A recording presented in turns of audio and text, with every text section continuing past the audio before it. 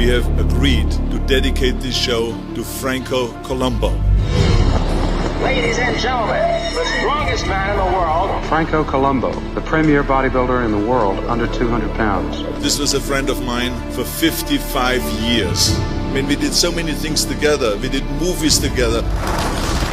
We traveled around the world together, and we trained together. And what a great training partner he always was. He was right there, and he was counting out the reps, and he was competitive. I'm the strongest bodybuilder I ever lived, I think. I was so proud of him because he won the Mr. Olympia competition, which was his big dream. Franco Columbu. He was such an unbelievable inspiration to so many millions of bodybuilders around the world.